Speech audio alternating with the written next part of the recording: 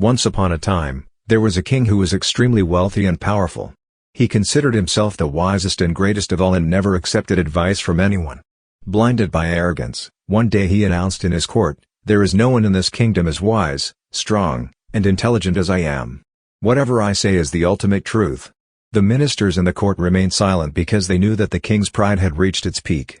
However, an elderly minister bravely spoke up and said, "Your Majesty, if you allow me, I would like to tell you about a great sage who has discovered the ultimate truth."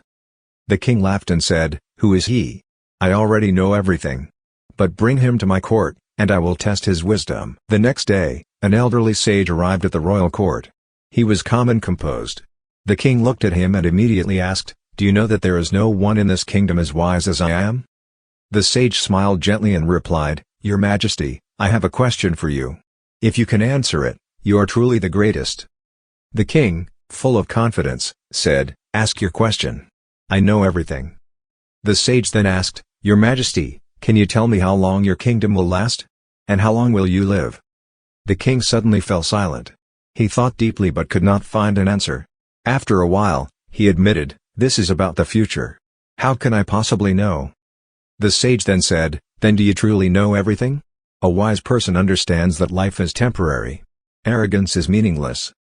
The king's eyes opened with realization. He understood that he had been blinded by pride all this time. In a humble voice, he said, "You are right, sage. Show me the right path." The sage smiled and said, "Humility and wisdom are the true strengths, Your Majesty.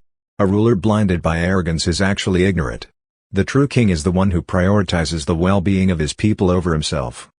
From that day on, the king became humble and devoted himself to the welfare of his people.